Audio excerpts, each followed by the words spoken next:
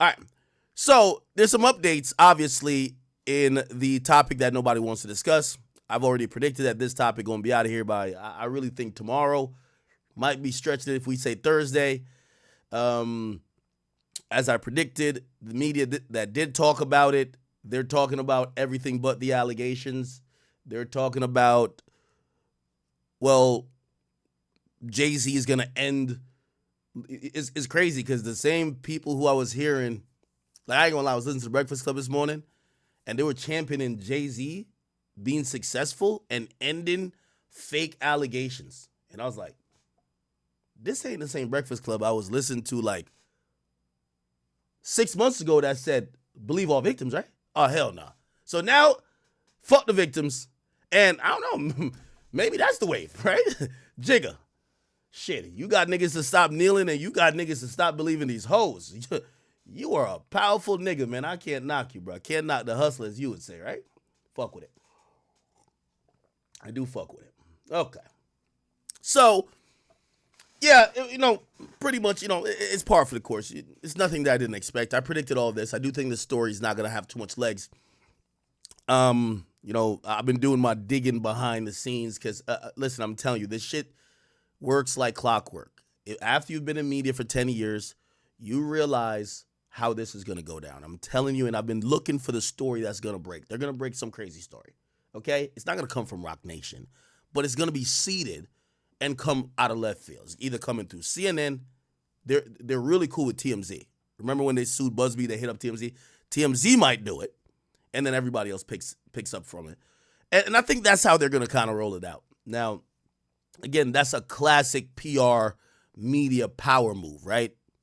You bury one story with another story. You get what I'm saying? That's just kind of how you do it. So I'm expecting some shit they had in the tuck to come out soon. Never know, man. Might come out with a story like, yeah, we gave Tory Lanez 30 more years. Like, huh? Like, yeah, it's a new ruling. New ruling. Tory's getting 30 more years. Talk about that for a while. That wouldn't do it, though. That wouldn't do it. No, it has to be big. It has to be big. Somebody got to get killed, unfortunately. Somebody got to die for this, okay? Yeah, somebody got to die for Jay-Z to stop being talked about this week, okay? So a death, that would work. Drake, don't post a motherfucking thing. I'm about to hit Drake. No post nothing, okay? This is time. Enjoy your 2 days out of getting slandered by the K-Bots. Don't post, okay? Just do duck lips all day, all right? No, don't file a lawsuit. Don't do nothing. And Kendrick right now is probably forgetting his next announcement because he don't want to touch this shit neither, okay? So we're going to see who bails out Jigga, man. And I have a few predictions, but I won't put them on record. But there are a couple little stories floating, like, around. Some people are teasing this and third might come out.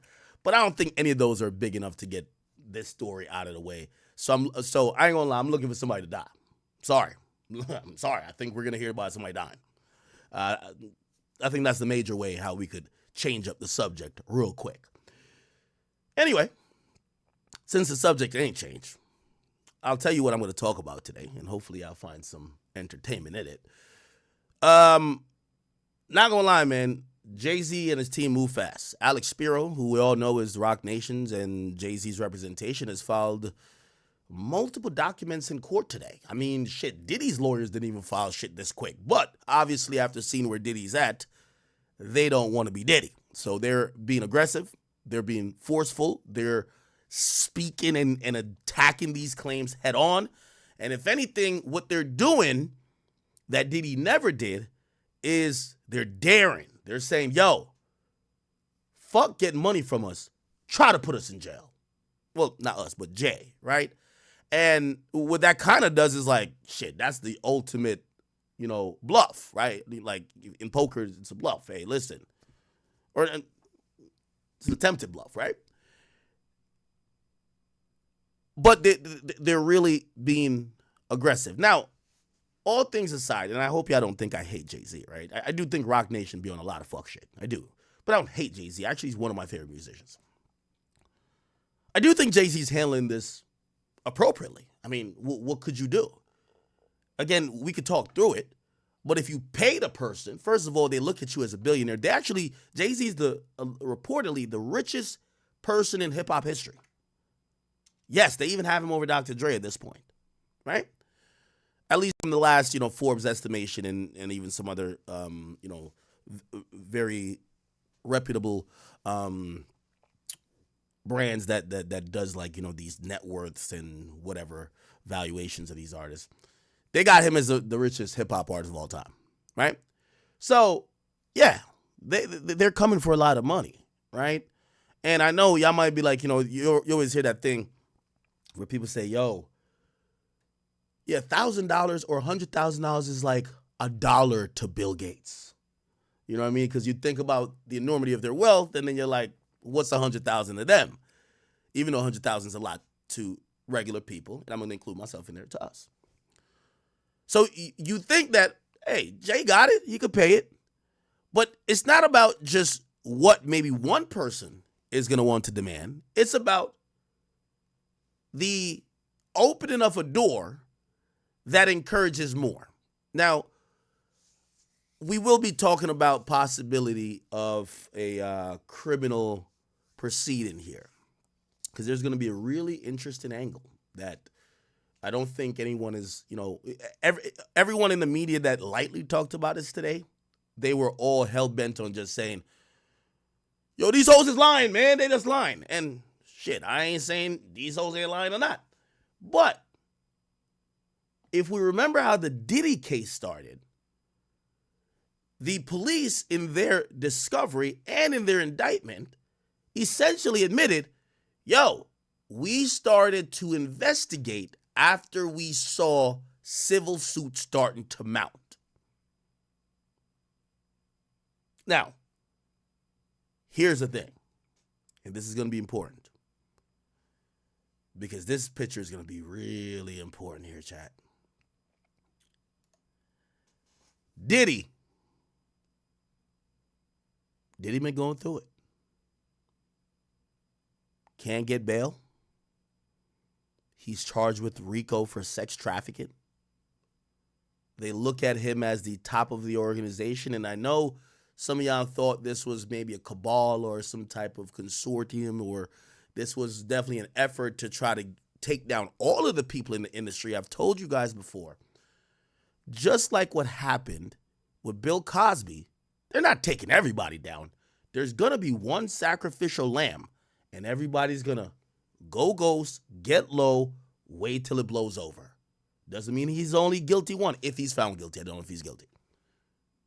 But they usually get one person to get the example made out of. By the way, thank you for the gift. This up. It appears Diddy would be that person for music. If we're talking about how Diddy could escape this. And I'm wondering, this could go different ways. I want y'all to follow me on this train of thought. Of course, Diddy's denying this particular lawsuit that he's included with Jay. But this might be a Trojan horse for Diddy. Jay is the only person that could possibly give him maybe slight leverage in his criminal case if more lawsuits come out and then for whatever reason the feds say, hey, let's look into Jay a little bit more. What does it open up? It opens up Diddy to be able to say, I know y'all had me at the top of the organization, but this nigga, he one of them too. He a freaky ass nigga. He one of them 69 guys. He right here. Okay? I'll tell on him. Because before, here's the thing, this is just how it normally goes. Everybody under the leader tells on the leader. So the leader don't got nobody to tell on. It's usually like a pyramid. So you don't have other people of your level, and not saying that Jay-Z would be involved in this, but Jay is another high-profile name that if, who knows, maybe if a couple more sexual assault cases start lingering, maybe pop up, the feds take interest in it, the feds may want to talk to him. Also, here's a thing, too, that's going to be very interesting. about that particular case, right? That case with a 13-year-old, we're going to get to like some of the filings by his lawyer. It's going to be super interesting because it's clear that there's no forensic evidence, I would imagine, that was preserved. I'm pretty sure it would be fucking weird if the 13-year-old panties from that night was kept. That would be fucking weird. So I'm thinking that's not there. And from what we know, she didn't go to the hospital, right? So no tests, no nothing. This might be a lot of, again, word of mouth. Well, in the allegation, you name a bunch of people. Celebrity B, a driver who drove you there, a person at a gas station who you ran down the road to call your dad,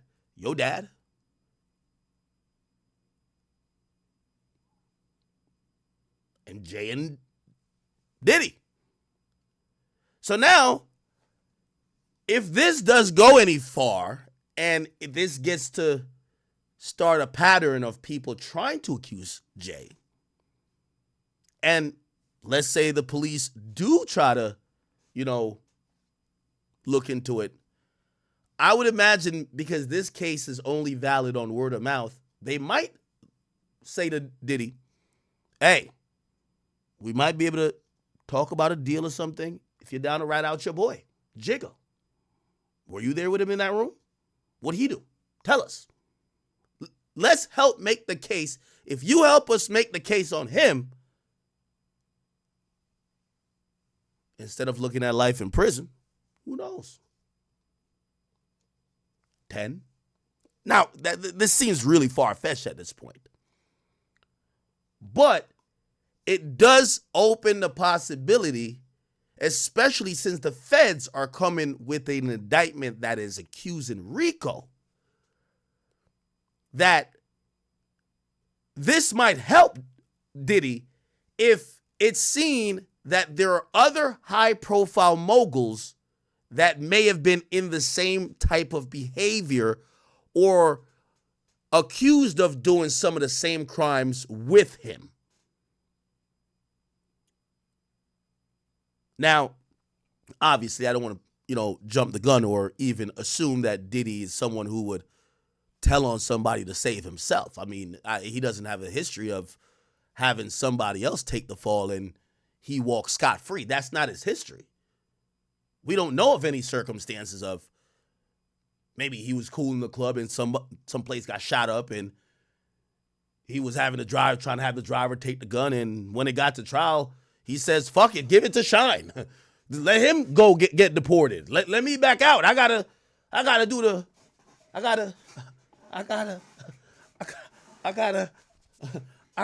Hold on.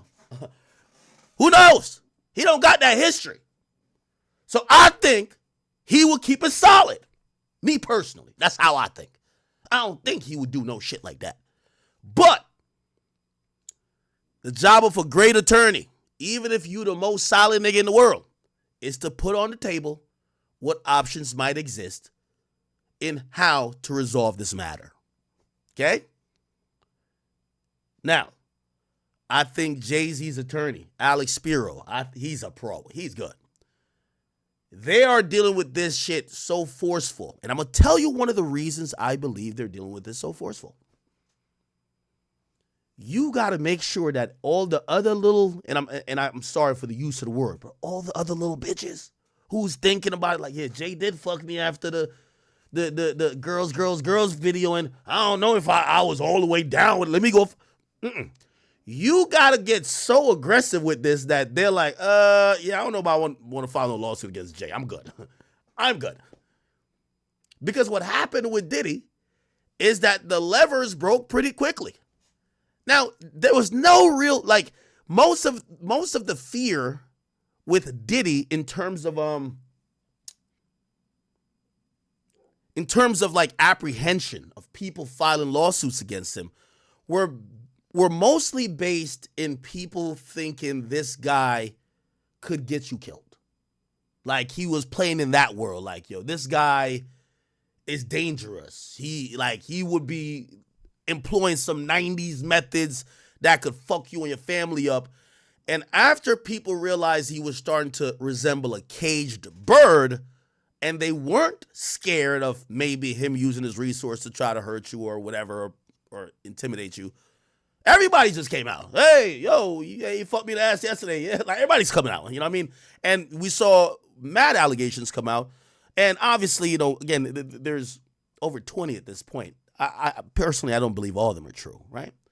But you saw that once the levers broke, everything or everybody is trying to come out. They got a goddamn hotline.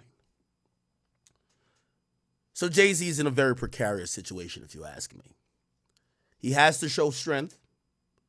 He has to try to deter anybody else. And the exit from what Sean Combs did that he's doing off bat is essentially saying,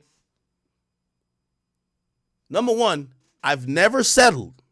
Well, actually, he didn't say that. Let me take that back. I'm not settling with you. So publicly, what people are going to know is that I'm not settling. But him saying he's not settling this is sending a message to other people who may have been talking to him in the background or who may plan to bring stuff. So it's one of those things to say, yo, if y'all want to go there with me, we're going all 12 rounds.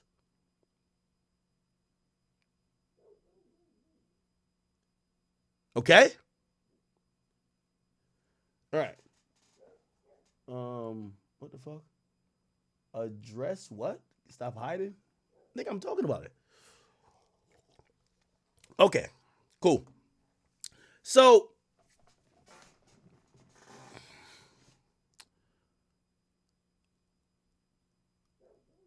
the filings today in court. Let me tell you, they filed a hunt. Yo, Alex Spiro got no sleep last night. By 9 a.m. this morning, I get an alert.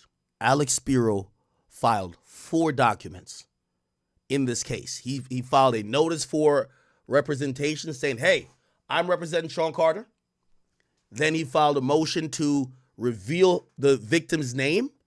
Then he filed a what's called a declaration in support of that memorandum, which is a, you know, basically you're just giving a reason why that should be, you know, ordered that the person has to give their name. Hundreds of pages. Like mad case law attached to it, like, and we're gonna go through some of it today. Okay? Here we go. Now, also before I get to it, by the way, we're not only doing Jay-Z today. We do have and pause on that too. No jiggle, okay? Wait, where's the other shit out? Sorry.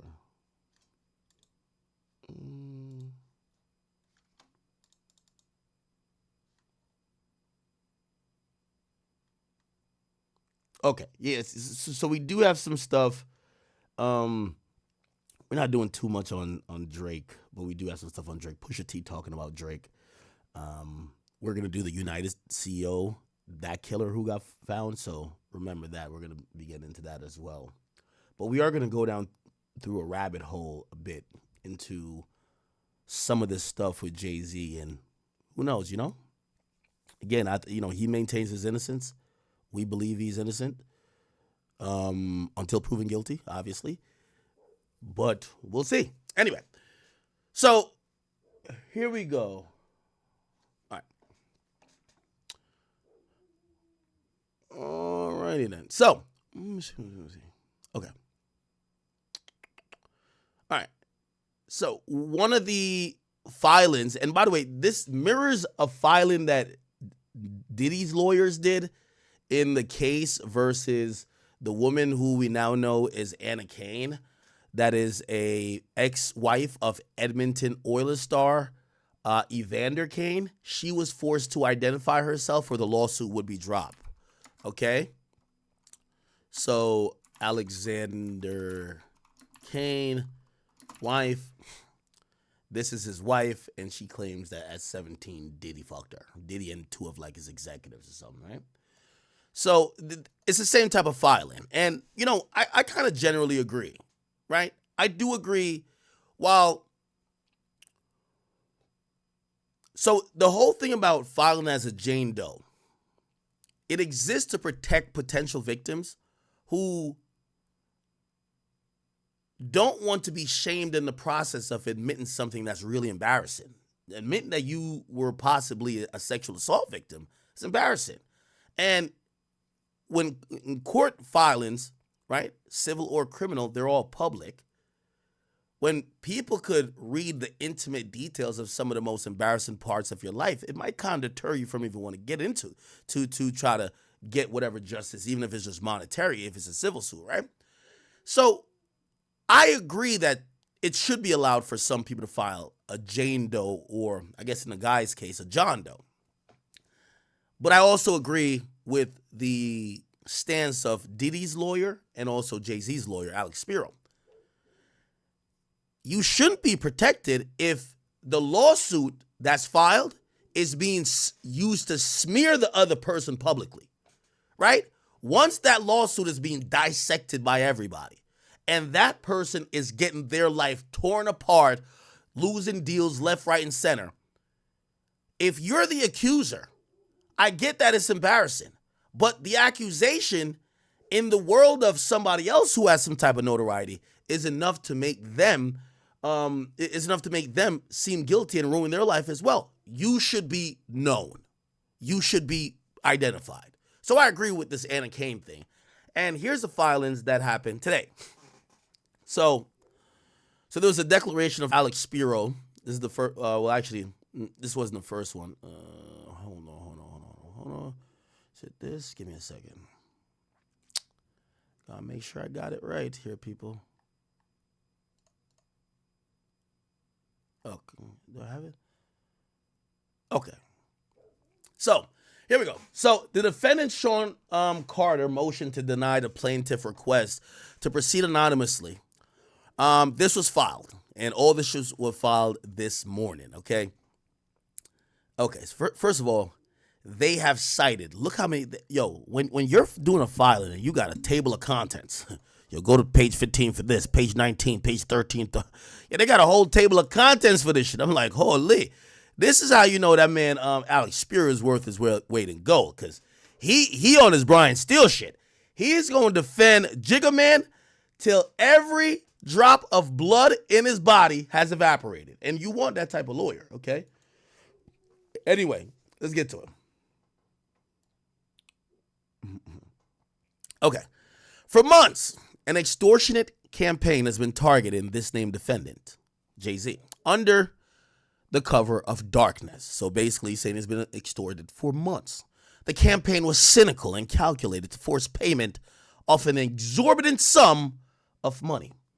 The campaign was, the defendant would have to pay X millions of dollars, irrespective of the truth, or else. Now, the reason why I believe they have said X million dollars and they didn't put the actual amount is that if there are other cases that come up in the future, right, they don't want to give a price point that people could use to be like, all right, well, if niggas was asking them for 100 million, all right, I think I could just hit them over the head for 5. You know what I mean? Like, you don't want to put nothing there. Because again, this guy is a billionaire, and there's going to be these people who just want any type of compensation. When defendant refused to pay and instead took measures to establish his innocence, this unnamed plaintiff and her self-promoting counsel, whose name has been splashed across headlines and press conferences under auspices of representing her, went to extraordinary lengths to shut down fair defense. But those efforts too failed. Now at last, the false, unfounded allegations that underlie this campaign of extortion are having judicial light shined on them. Except that this plaintiff is bringing them as Doe, who would continue to hide under the cover of darkness. Because his tactic is inconsistent inconsistent with a genuine effort to determine the truth or falsity of these allegations.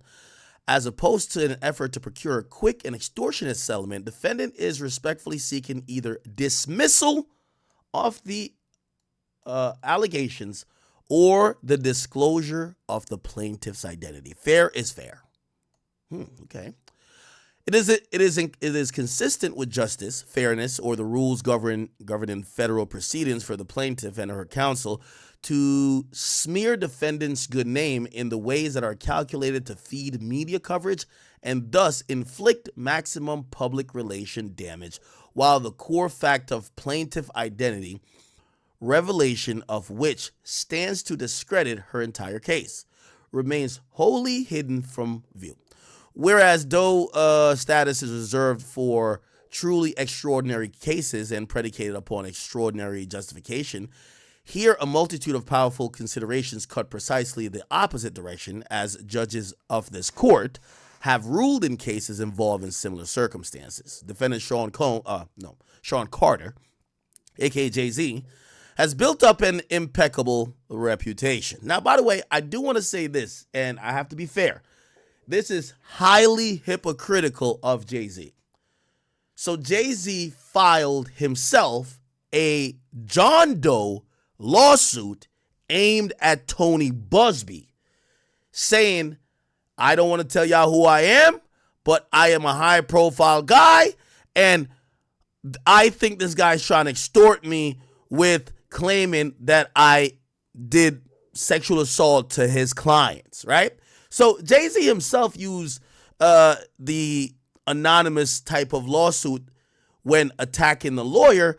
And I know one could probably still say, well, they did it first, and because obviously he has a public reputation to defend, he's going to try to do it back in reverse by claiming John Doe. But again, he's coming back around to say no one should be protected unless it's extraordinary circumstances.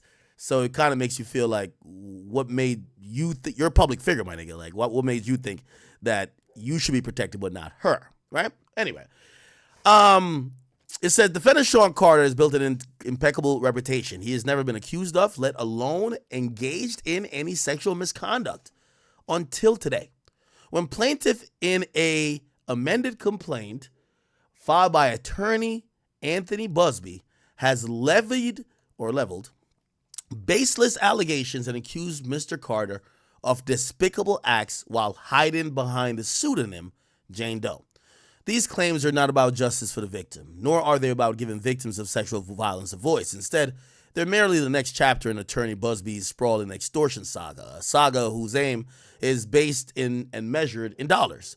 Busby has devoted himself to the business of extracting large settlements from celebrities, high net worth individuals, and businesses with public ties to Sean Combs. So here's another angle that's going to be interesting. As part of this lawsuit, and I'm wondering for all the people who do love Jay-Z, but you're torn on this, right? You think, my dogs keep barking. Can you hear my dogs barking? Because I might have to put them up. I don't know what the fuck they're barking at. Well, one of them are barking. Could y'all hear it? Because if y'all hear them, they're like bothering me. But it might not bleed through on the mic. Could I hear it? If y'all can't hear it, it's cool. I'm hoping you can. You can't, right?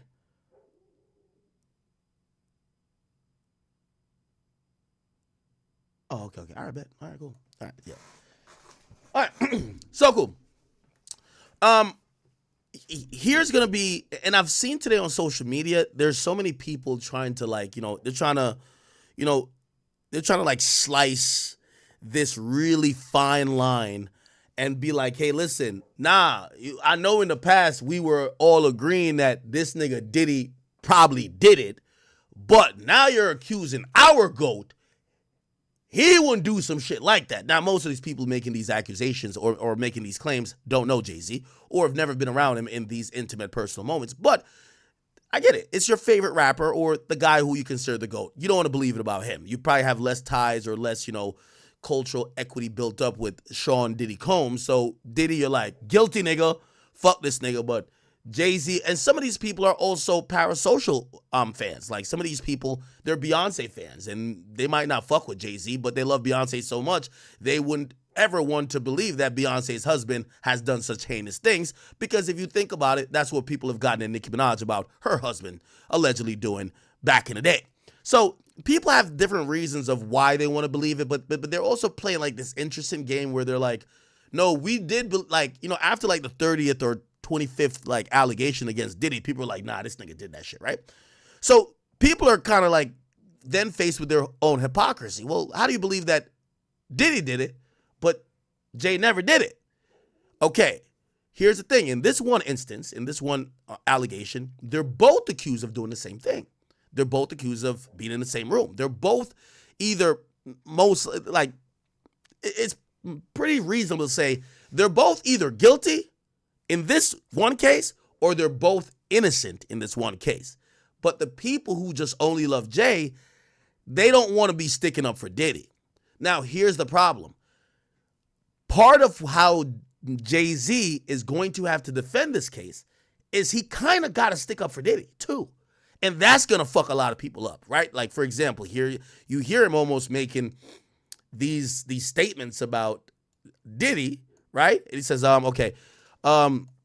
extracting large settlements from celebrities, high net worth people, and basically saying with public ties to Diddy. Now, they're going to be trying to play the same game as well, where they're not going to like be picking up for Diddy, but they're going to just kind of try to piggyback off certain things Diddy has alleged. Because remember, Diddy alleged that a few of these people, Tyrone Blackburn, this guy, and there was a female attorney and another guy, that these people are ambulance chasers just looking for people who are down to sue people of high net worth, and they're just trying to get money that way.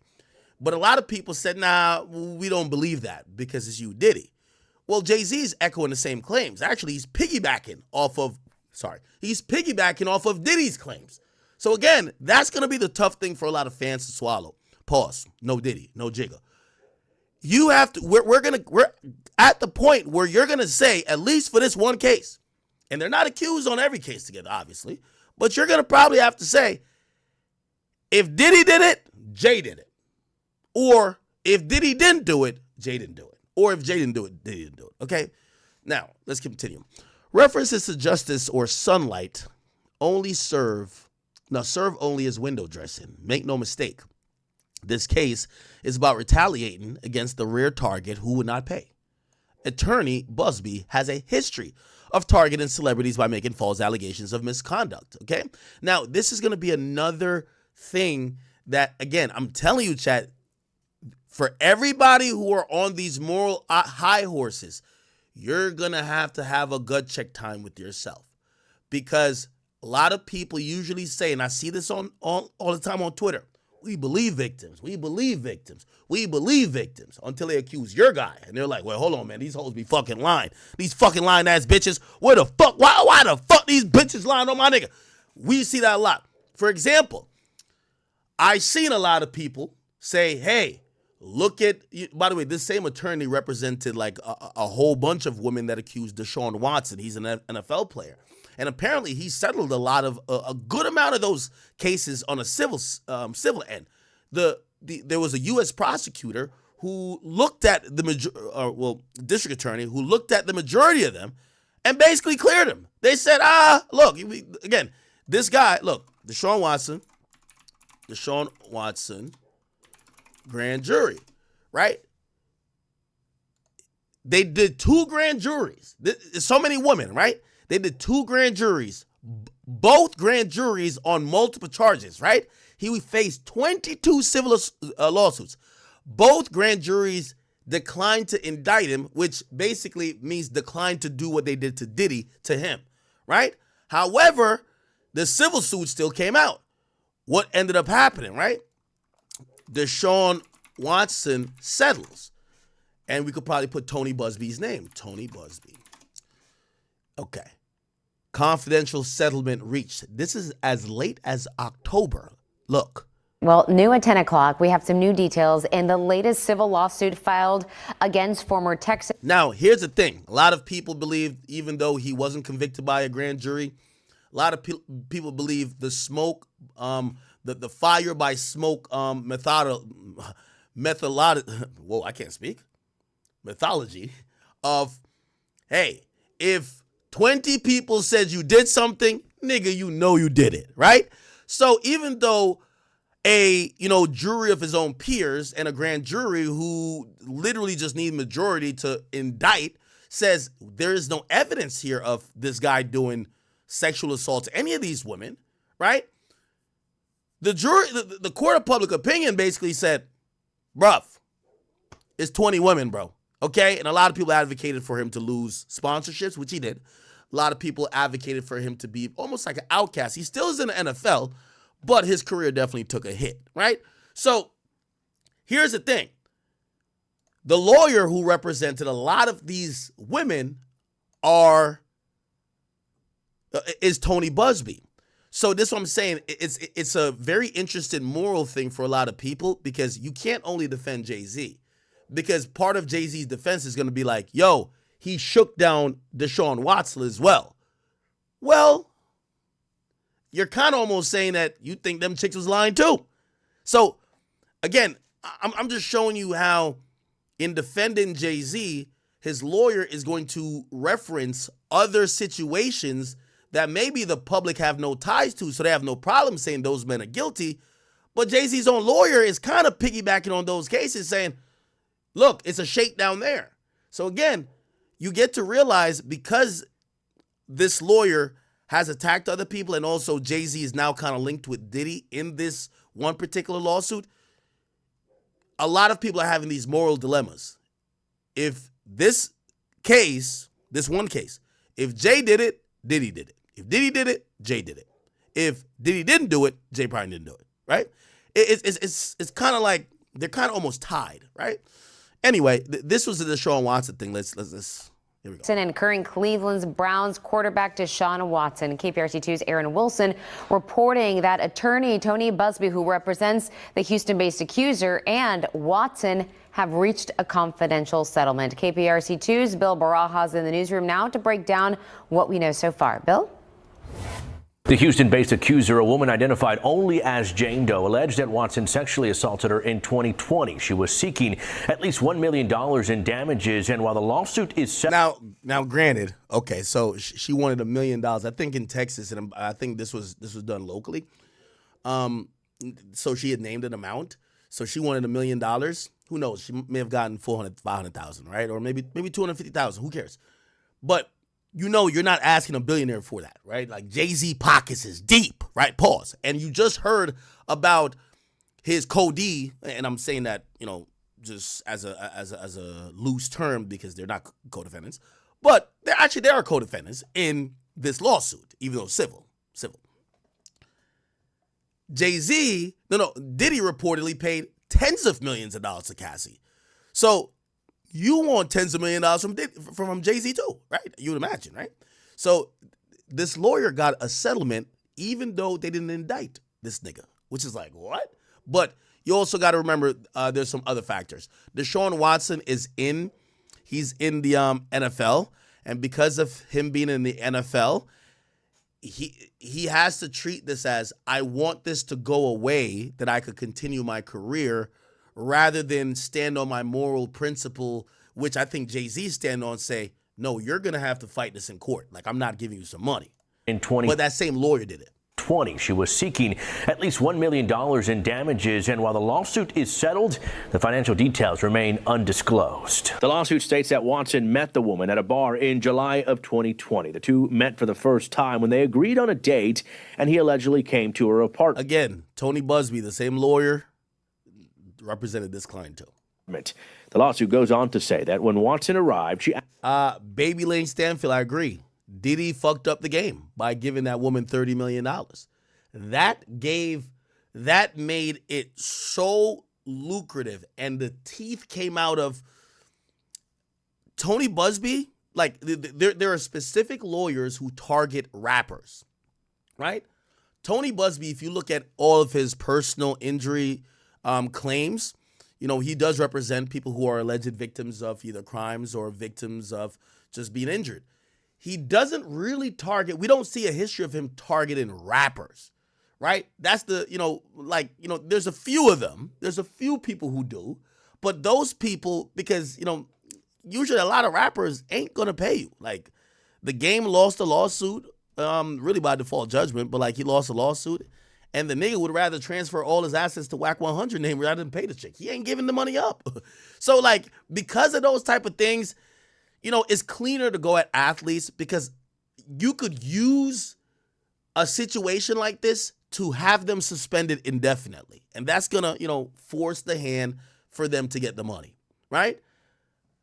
In rap, if it's some random rapper who got sued, who gives a fuck, right? Now, like, I mean, I'm pretty sure, like, say, you know, Kodak Black did like a plea and he did some stuff, whatever.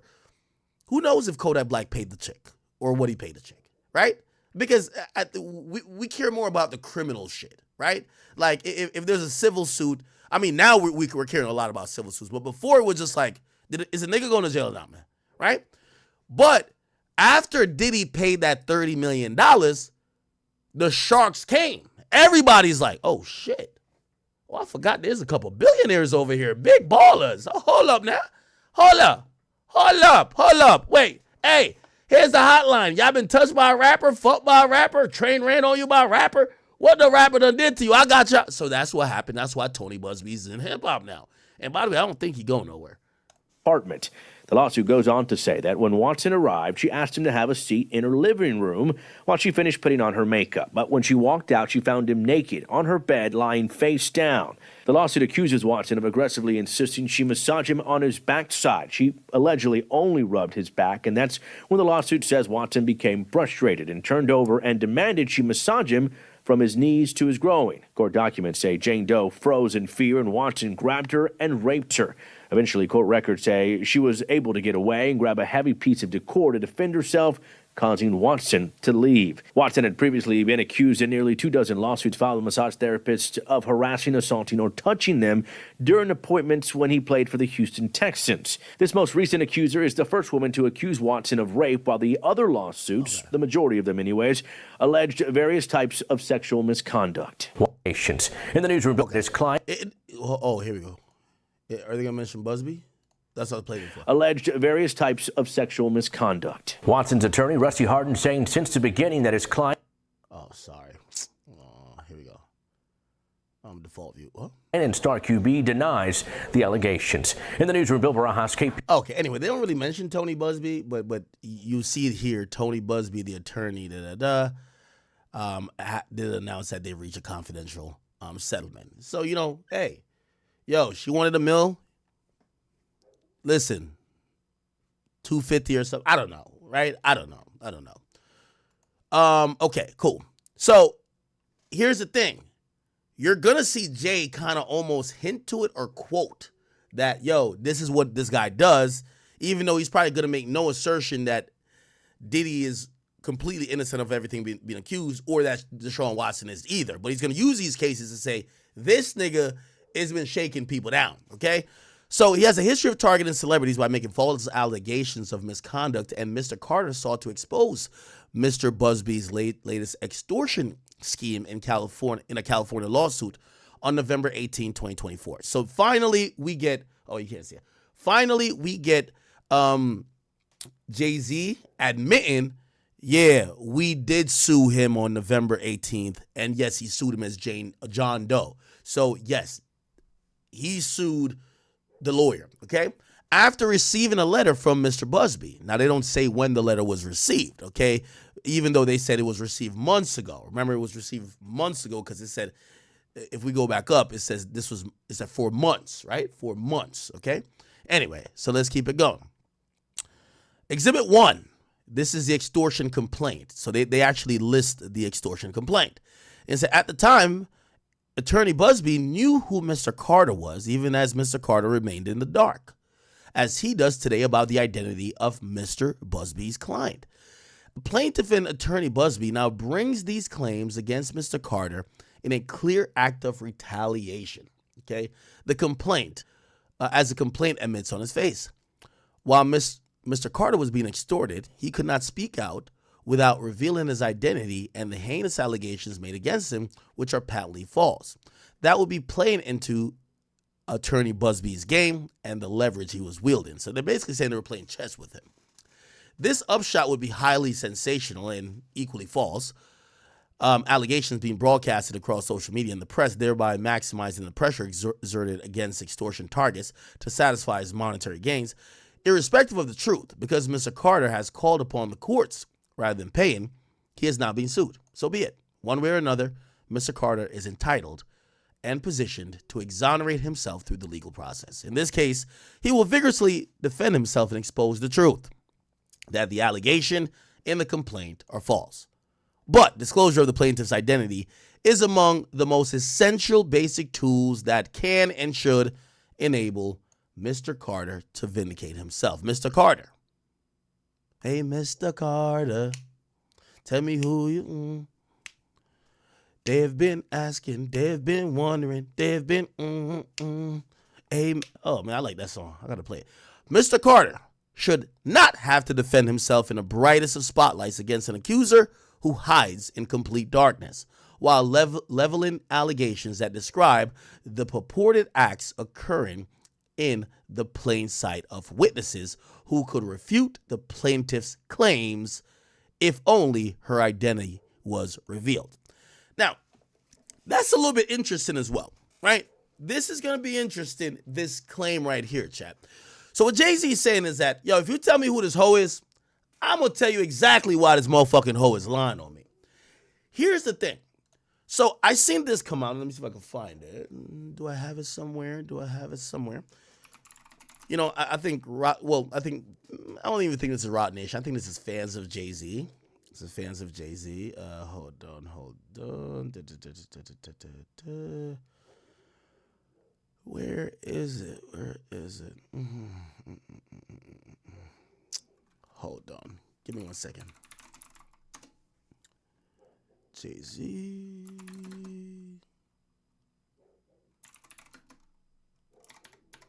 Hold on. Okay. So this has been floating around today. And it's been floating around on Twitter. It says, this is a picture that shows Jay-Z was at the MTV Music Awards after party at the Lotus nightclub on September 7th, 2000. Why is the plaintiff saying that the after party was in a house? Okay. And if it's posted on a page called Ain't No Jigga, it says Jay-Z photographed arriving at the MTV Video Music Awards after party at the Lotus nightclub in downtown Manhattan on September 7th, 2000. Okay, the award show was held at Radio Music City, whatever. Now, here's the thing about this. And this is why I said that this is an interesting line by his lawyer saying, if we know her identity, it's going to help us easily prove it's a lie. Well, if this that's coming out on social media is true, you don't need to know the identity. You could just say, I never went to a party that was at, as she describes, a big white house with a U-shaped driveway. I didn't go there. I did go to the MTV Music Awards, which anybody could Google. I then went to a party, and I was at the party for the rest of the night, and then I went back to my hotel. Dismiss this claim now, okay? Or show some type of proof that I was actually at the place that this alleged assault happened. But they're not saying that yet. They don't actually make that claim, right? The only claim they said is just tell us who the girl is, right? Now, if this was true, and this is probably true in the sense of he probably was there. Let me see. Lotus, I got to Google this place. Lotus nightclub. Okay, cool. Let's say he's there.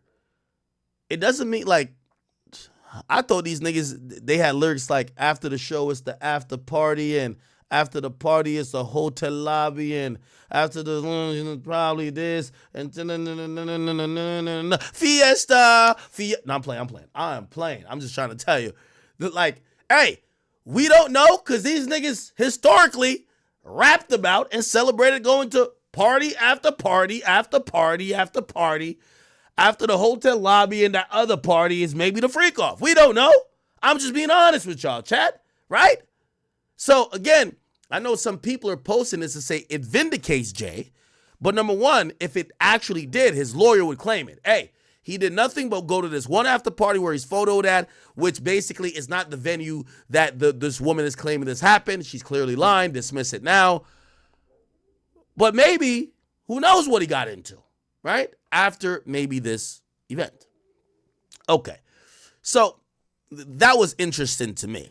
Okay, that was interesting to me. It says in the American judicial system, lawsuits are public by their nature and their design. The public is meant to know the facts involved and the identity of the parties. Indeed, federal law requires all parties litigate using their true names. Parties are exempted from this mandate only in exceptional cases, where, for instance, allowing the party to proceed anonymous will protect him or her from future violence or from physical violence, which, by the way, I would imagine, Tony Busby is going to claim, even if it's not with Jay-Z, they're going to bring in Diddy's lawsuit, and this is how Diddy hurts Jay.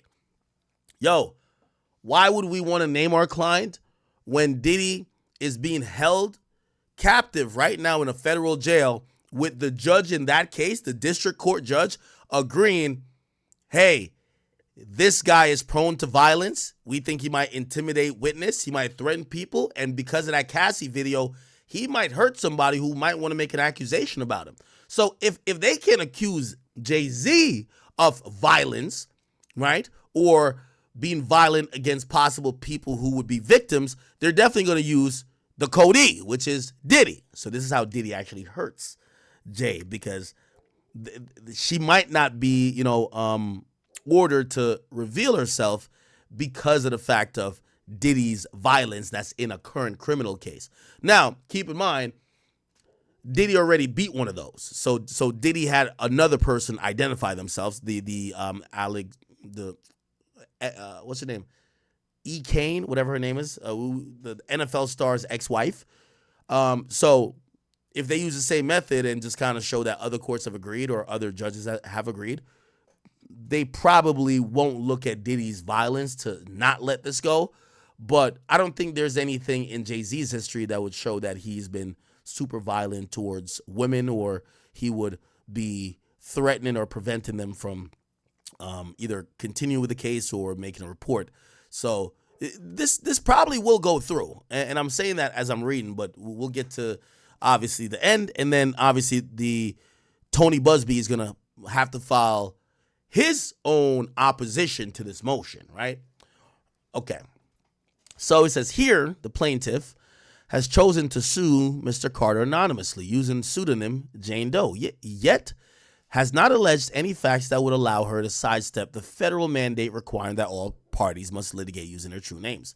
Indeed, plaintiff's allegations exhibit none of the special circumstances necessary to allow her to litigate anonymously.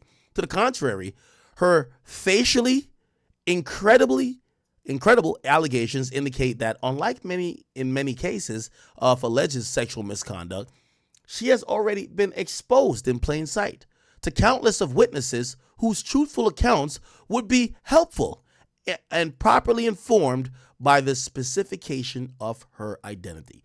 She claimed that this happened at a party. She ran to the party with her clothes as like a towel.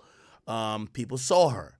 And they could say, hey, to find out the truth, we might have to identify this person to let people know what it is, right? Cool. So here we go. It says, notably, she has not claimed severe harassment, threats of violence, or any ongoing interaction with Mr. Carter beyond communication through her attorneys. Nor has the plaintiff even submitted an affidavit alleging these type of special circumstances. Instead, she relies solely on a self-serving declaration from Attorney Busby. Attorney Busby's affidavit does not indicate how an attorney from Texas is competent to testify to the mental state of a plaintiff, let alone how he has personal knowledge of what happened to her in New York to supposedly cause that mental state. The declaration does little more than parrot Busby's own motivation and a legal standard. That is, it doesn't provide any actual facts indicating that plaintiff is in need of extraordinary protection. Suffice it is to say that attorney proffered innuendo and generic accusation do not suffice to justify why Mr. Carter and the American public should be denied access to the plaintiff's identity in this highly public litigation. If anything, this case presents an extraordinary need to follow the ordinary rules of litigation and have both parties proceed under their actual name. Attorney Busby has for months taken to traditional and social media to describe how he planned to target celebrities in connection with these allegations. And he has now issued multiple social media posts about this action. Traditional media sources have somehow been reporting with Busby's express endorsement on social media that Mr. Carter is the target of his allegations. Thus, the plaintiff, through her counsel, has acted quite unlike a party who wants to minimize public attention. Instead, he's attempted to leverage public scrutiny to taint the potential jury pool. That's something Diddy claimed too, but he claimed that the feds were doing it. And put pressure on Mr. Carter to settle this meritless case. In those circumstances, it would be extraordinarily unfair if the plaintiff could continue to hide behind the shield or beyond the shield of anonymity while leveraging public interest in this case strategically to pressure the defendant. Furthermore, these allegations, all right, this is a whole lot of legal jargon, I feel like. Moreover, the amended complaint itself makes clear what this is all about. Not justice, but a quick, large settlement against a celebrity. The amended complaint on his face alleges that Busby chose to sue Mr. Carter because he fought back against Busby's extortionate tactics. He subsequently tweeted, Mr. Carter's conduct in defending himself has had the opposite impact because Busby's own words. Plaintiff is emboldened. Okay. All right, cool. Let's see if we can find anything that's juicy in here.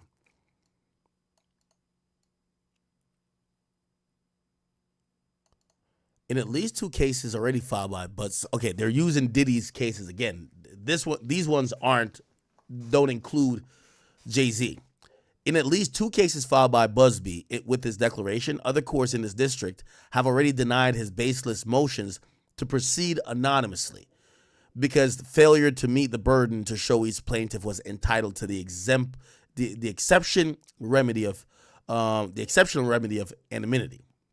So they're using Diddy as a piggyback because all those cases are Diddy. Those cases concerned Combs, who is under indictment and detained following a raft of criminal and civil allegations against him. But plaintiff has now sought to sully the reputation of Mr. Carter, who has never been accused of misconduct in his 37 adult years. Plaintiff has not come close to meeting her burden here and the balance of equities that she litigate under her true name. You know how this is going to be interesting? Remember I was telling you, I said, let's say the feds start investigating this and they go sit down with Diddy and say, Diddy, could you give us Sean Carter? Could you give us Jay-Z? Have you been in situations with him having sex with women? And could you give us anything that he may have done? We might be able to cut you a deal. Here's also another interesting part, because I know some of you, like Diddy and Jay, I don't know if their interests are aligned anymore.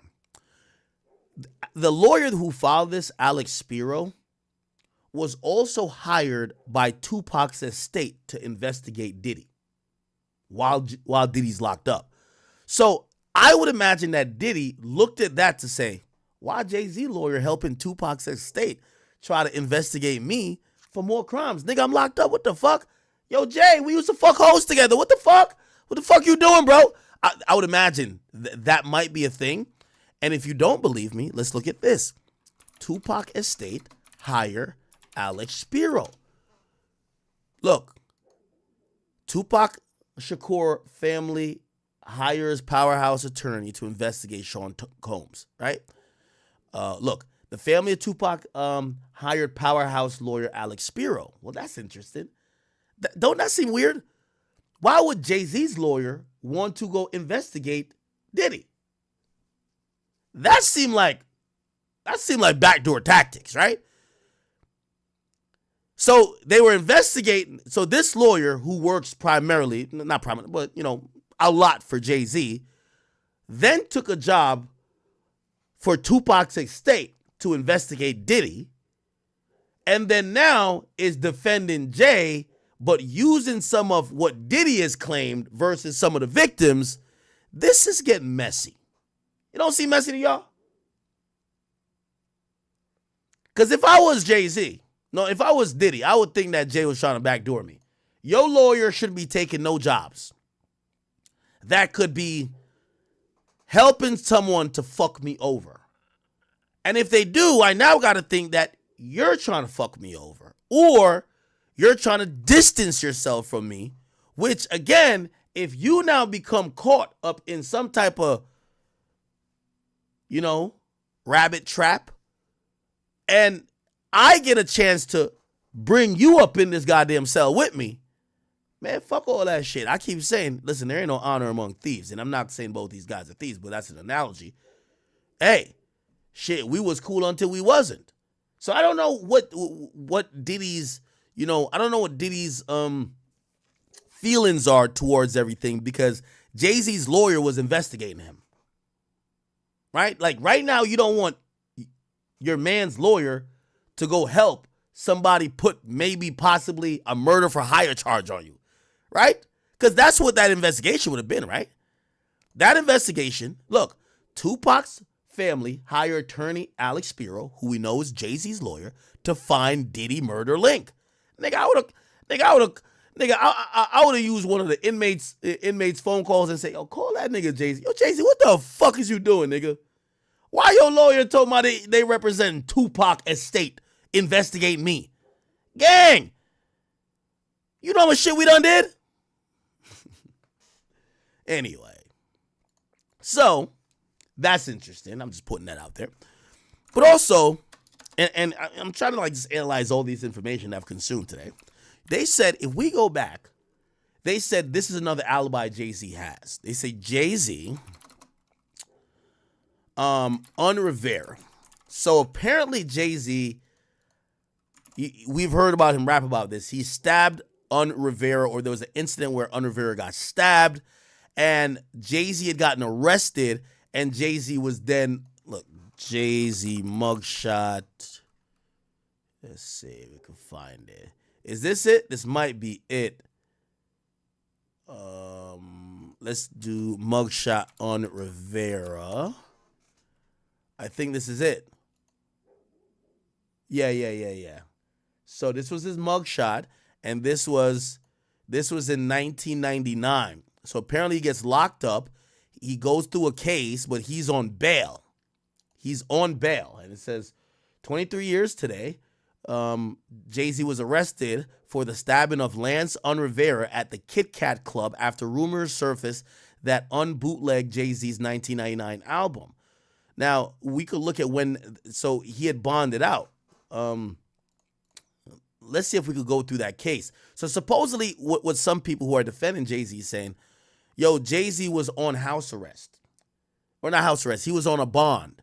And him being on that bond, his whereabouts were communicated, and he was making sure wherever the fuck he was at, especially after a public outing like the award show, he wasn't doing no like mansion party. We don't know, but I'm trying to see if this timeline links up, right? Let's kind of Google that. Jay-Z stabbing on Rivera. Let's see. A lot of people thought it was over Charlie Baltimore, right? This video has been front covers of your favourite Here we go. OJ on Lance and the Club. Now, the official story is that Lance's husband, what's his name? And also, for the record, that's the Kit Kat Club spelled with 3 Ks for some reason. KKK? That's not good. Anywho, apparently, Q-Tip's album release party was a star-studded affair. Even Diddy This is 99. And bear in mind, this is only weeks before Diddy... Ooh. Oh, so this was 1999. Now, here's the thing. I think over time, if you're younger, like I wasn't like tuned in at this time, right? I mean, this is 99. But it appears that maybe not they were rolling together, but Jay and Diddy definitely were around these events that they bumped into each other a lot, right? Like I think as time went by, we only saw them at brunches together, but they don't look like they rolled together like let's say after 2012 or so. But looked like early on, Jay and Diddy was in a lot of places together.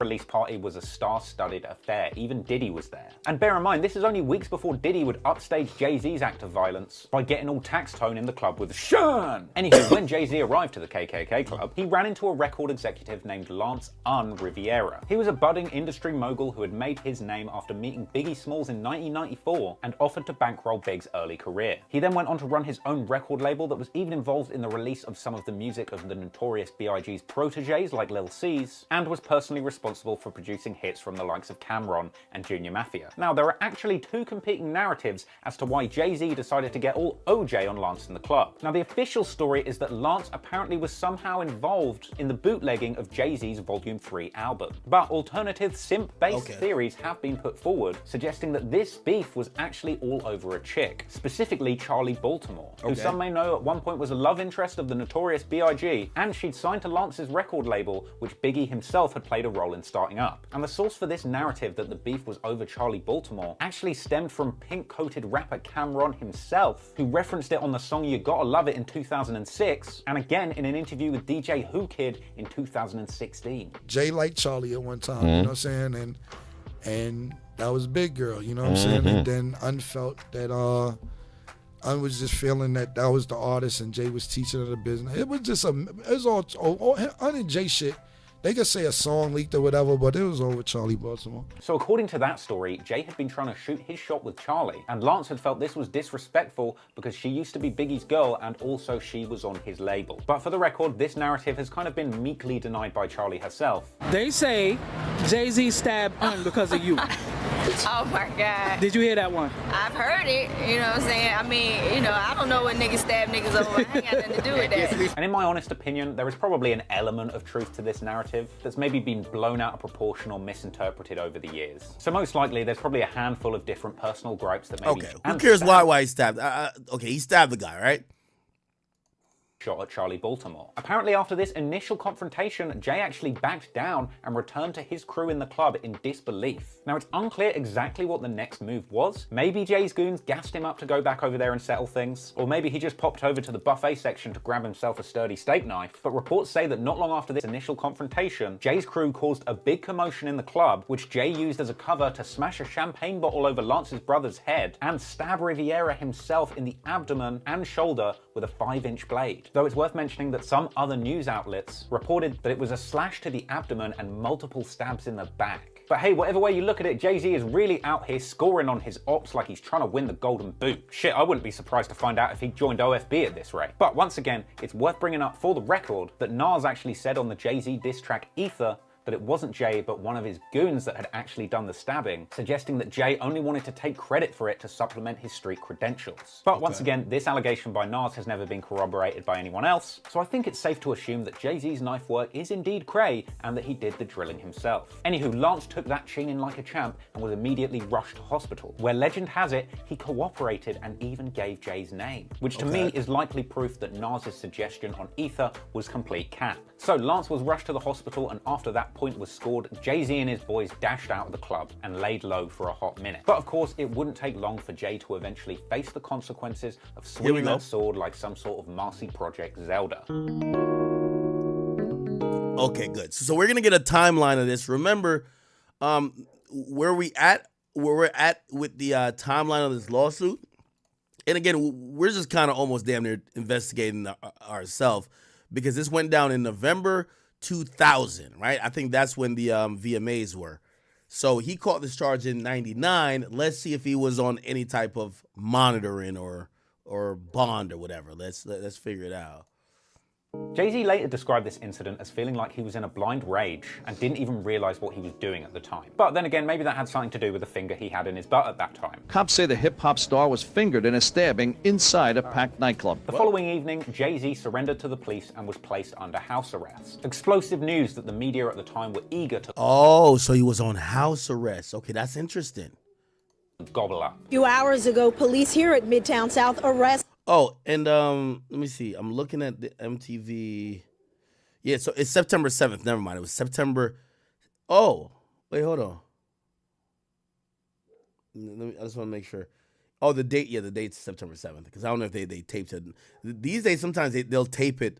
Like BT Hip Hop Awards is taped like a week or two before. But MTV, VMAs, they still do it. They probably do tape delay, but you still come on the same day. So September 7th. So we got to see where was he at with this case September 7th, 2000. Sean Carter, better known as Jay-Z, the rap star voluntarily turned himself in here at the precinct earlier this evening. Now, Carter is being held here in connection with that stabbing fight that erupted at the Kit Kat Club last night. Jay-Z brought in the expert legal help of Harvey Slovis, who had also represented Diddy, who quickly got in front of the press to evasively say that Jay had nothing to do with this. He's not involved in this, period. He was at the club? That's my only comment. He wasn't involved in this. So it was someone else that did the stabbing and the hitting? I didn't say that. I said he was not involved in it. And then even going as far as to later tell the press that Jay-Z was cooperating with the police fully. Wait a minute!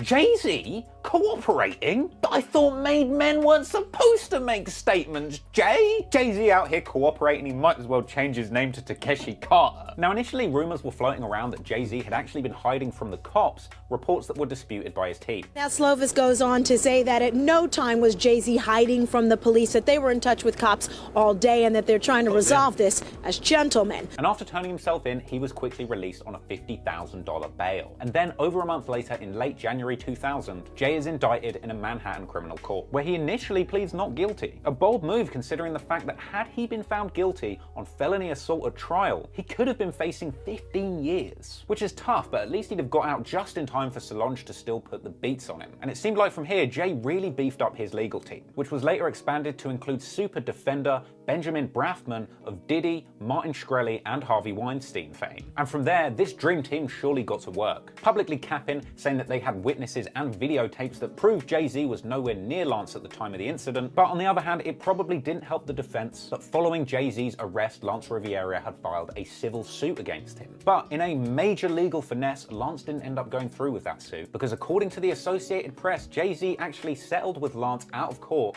for a figure reportedly between $500,000 and $1 million. Wow. Hell, 500 racks to hold one chefing? Get Rock Nation on the phone, I'll take one, right here, right here. As the details continued to come out, it was pretty clear that this was half payout and half hush money, with E! News reporting at the time that following this payout, Lance informed prosecutors that he would not be appearing at the trial. And so with this giant finesse in the rear view, it seemed for a moment like Jay-Z was actually going to go to trial with the prosecution's key witness and victim missing, and leaving him likely to beat that case harder than I beat my meat in quarantine, baby. Hey, and if the guilty until proven innocent video is anything to go by, R. Kelly probably gave him some advice on how to beat that case on set. You should just say it wasn't you.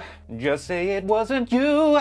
Although initially it seemed like Jay-Z was lacing up the gloves to fight this case, he ended up having a last-minute change in perspective. It seemed like, having seen P. Diddy's gun charge play out so publicly, even with some of the same legal team Jay had, Jay was spooked that the prosecutors might be out for his blood after Diddy ended up finessing his way out of the gun charges, and Jay was in fear of ending up getting slapped with a 10-year bid like your boy Sean. And so he decided that it wasn't worth the fight, a decision which he also discussed in his book Decoded. So, in October 2001, a very short... Oh, so the case ended in October 2001.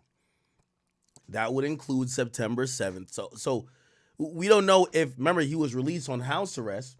Now with house arrest, sometimes you could petition like, yo, I got to do some work. Okay, cool. You could go to here. It's possible he was on house arrest at this time, which means if he was on house arrest, he would have had permission to go to these places, right? He would have to tell someone, I'm going to Radio City Music Hall for this show. Then I'm going over here for, you know? Shrewd move. Jay-Z pled guilty to stabbing Lance Riviera in the club under a lesser charge. Okay. Charge of third-degree assault. Lance was looking to have answered on this incident in a All right. Okay. So now we know he was there. Now we know he was possibly on house arrest. That could change a lot. That could help Jay-Z, if you ask me, right? That could help him. If he was on house arrest at the time, and let's say he had security with him or whatever that showed, yo, we went to the Lotus Club, right? But that's not what this woman is describing. She's describing a mansion party. Now, I don't know if anybody could do any research to see if Jay-Z had a particular party, or if Diddy had any particular party that was different, that was an after party for this, or maybe have Diddy at some house that matches U-shaped driveway, big white house. Okay. All right, anyway. There's every indication this lawsuit is not truly about the plaintiff, but about attorney Busby's larger unsavory agenda. Despite the plaintiff's request to proceed anonymous, plaintiff's counsel is doing everything to draw widespread attention to her. The same day the amended complaint was filed, naming Mr. Carter, attorney Busby, posted on Instagram and Twitter, prominently featuring himself addressing the amended complaint and making clear it's not about his client, but it's a personal spat with Mr. Carter. Now, they actually feature 2 tweets here, and let's pull up the tweets now. So, Tony Busby, he actually tweeted out this. Regarding the Jay-Z case, in his efforts to silence my clients, Mr. Carter previously denied being the one who sued me and my firm. He filed his frivolous case under a pseudonym. What he fails to say in his recent statement is my firm sent his lawyer a demand letter on behalf of an alleged victim, and that victim never demanded a penny from him. Instead, she only sought a confidential mediation since I sent the letter on her behalf. By the way, I also want to put into the ecosphere, because I like to be very factually correct, me and many other people called out Tony Busby to say, well, yeah, you didn't ask for a penny, but usually a confidential mediation, the result is a mediated dollar amount. So it's still about money. I have been told that there has been confidential mediation where the result ends up being, hey, you're going to issue a public apology, or you're going to sign a document that you're going to stop doing A, B, C, D, or E. It doesn't always have to result in monetary compensation, even though when it comes to this case, I don't think you would be suing a billionaire just for them to say, okay, cool, I'm sorry I fucked you and you were 13. No, you want money, right? So I'm still sticking to my point, but it was pointed out to me by a few attorneys who watched me, hey, it is possible that a confidential mediation could occur. And when that confidential mediation occurs, there isn't a monetary outlook. They did tell me, like, when it comes to the court primary way of sanctioning someone in a civil suit is by monetary damages. But a confidential mediation could just include an apology. It could be a public apology. It could be refrain from doing this. It could be something that could be, it's malleable, if you get what I'm saying. But I'm still sticking to it. You wanted money. Come on. You're not getting represented pro bono by, or not pro bono, but like, you're not getting represented by an attorney who's going to be getting this. I think it's called pro se. Let me see. Give me a second. Pro bono. I got to use the right words. I don't like using, pro bono versus pro se or something like that. Or pro rata. I think it might be pro rata. Here we go. Okay, yeah. So it's not pro bono. It's actually pro, I don't know if I'm saying it right, pro rata. Because the term pro rata is denoted to mean a proportional distribution in allocation. In a legal sense, pro rata might refer to a share to be received, an amount to be paid, or liability based on a fractional share of ownership, right? So it's kind of like, let me see. I'm trying to figure this out. Yeah, so there's a different term if, like, you won't bust it down with your lawyer, right? Like, pro bono means that your lawyer actually doesn't get nothing, right? So, because we're all assuming that Tony Busby isn't doing this for the goodness of his heart, and we think if money does come down, he's going to bust it down with the client, it's actually not pro bono, because pro bono means it's voluntary and no payment. But we don't think none of these attorneys are doing it. And if you get $50 billion, they're not going to get none of it, right? So that's not the accurate term. Some people actually say it's either pro rata or pro se, which, let me see if I can get the pro se. Difference. Okay, so pro per is an abbreviation for the Latin phrase propria persona, meaning in their own person. It refers to a situation where a litigant represents himself. That's not it. Pro. What about pro? No, this is not pro se then. No. Okay, that's some different shit. I think it's pro rata. Yeah. You're gonna get a percentage. Basically, you would sign an agreement with a lawyer saying, and from what I heard, the standard rate, which Tony Busby probably is getting a little bit more than that, the standard rate is 33%. So for people who are expecting to sue a celebrity, if you find a lawyer who will do it at a percentage agreement, saying you don't have to pay nothing if they don't win nothing, but if you get money, you have to give them a cut. The usual cut is about 33%. This guy's a big wig, high baller, big roller, or big baller and high roller. And yeah, it might be 50-50. He might have a 50-50 with this woman, right? To say, hey, if we get 10 million, you get 5, I'll get 5. Okay? So Jay-Z has been accused of R-wording a 13-year-old. I'd be lying if I said I'm not surprised that news like this was coming out, bro.